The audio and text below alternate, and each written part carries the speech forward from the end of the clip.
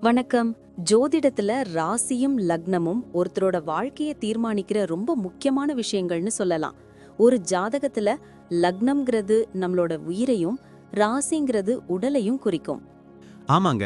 நம்ம பிறக்கிறப்ப கிழக்கு திசையில எந்த ராசி தெரியுதோ அதுதான் நம்மளோட லக்னம்.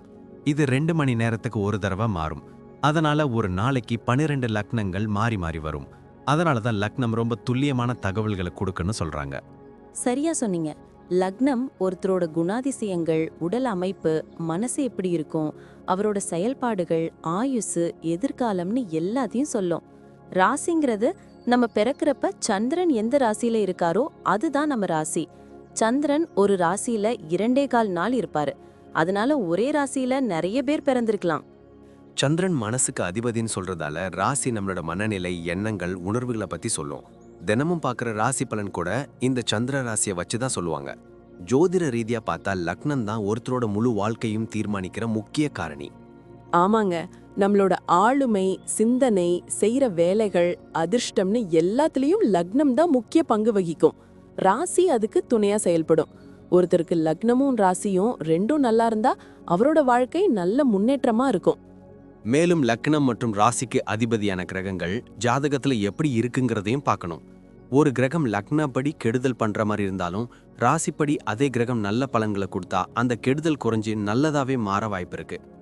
அதனாலதான் ஒரு ஜாதகத்தோட பலனை முழுமையாவும் துல்லியமாவும் தெரிஞ்சுக்க லக்னம் மற்றும் ராசி ரெண்டையும் சேர்த்து பார்க்கணும். இப்போ நாம ஒவ்வொரு ராசி மற்றும் லக்னக்காரர்களோட தனித்தன்மைகள், அவங்க வாழ்க்கையில நடக்கிற முக்கியமான விஷயங்களை பத்தி விரிவா பார்க்க போறோம். இந்த பதிவை முழுசா பார்க்கறதுக்கு முன்னாடி நீங்க இன்னும் நம்ம சேனலை சப்ஸ்கிரைப் பண்ணலன்னா இப்பவே சப்ஸ்கிரைப் பண்ணிக்கோங்க. பக்கத்துல இருக்கிற பெல் பட்டனையும் கிளிக் பண்ணி வைங்க. அப்போதான் நம்ம போடுற ஒவ்வொரு புது பதிவும் உங்களுக்கு உடனே தெரியும். சரி வாங்க, இனி வீடியோக்குள்ள போகலாம். மச்சி, இந்த கன்னி லக்னம் தனுசு ராசி காம்பினேஷன் பத்தி படிச்சேன். செம்ம இன்டெலெக்சுவல் காம்பினேஷனா இருக்குமே. ஆமாண்டா, ஒரு பக்கம் புதன், இன்னொரு பக்கம் குரு.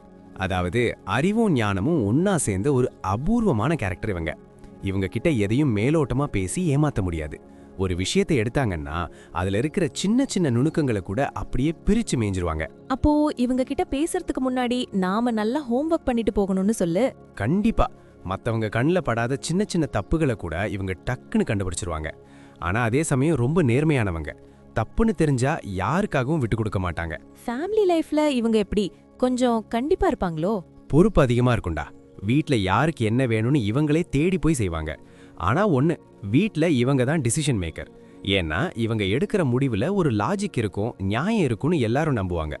வாழ்க்கை துணை கிட்டையும் ஒரு அறிவுபூர்வமான பேச்சை எதிர்பார்ப்பாங்க. பிசினஸ் இல்லனா வேலைன்னு வந்துட்டா இவங்க கணக்கு வழக்குல கிங்குன்னு கேள்விப்பட்டிருக்கேன். அதுல சந்தேகமே இல்ல. கன்னி லக்னத்துக்காரங்க நஷ்டம் வர மாதிரி எந்த ஸ்டெப்பும் எடுக்க மாட்டாங்க.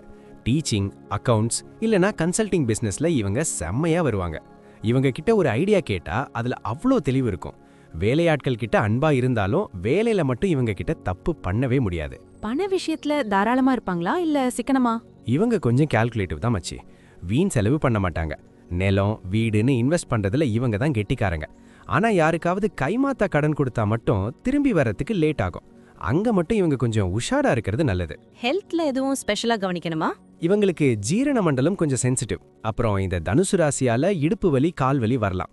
மெயினா ஓவரா யோசிச்சு ஸ்ட்ரெஸ் ஏத்திக்கிட்டே இருப்பாங்க. நல்லா தண்ணி குடிச்சு அப்பப்போ யோகா பண்ணா இவங்க ஹெல்த் சூப்பரா இருக்கும். பிள்ளைங்க மேல எப்படி இருப்பாங்க? ரொம்ப பாசம். ஆனா அதே சமயம் டிசிப்ளின் ரொம்ப முக்கியம்னு நினைப்பாங்க.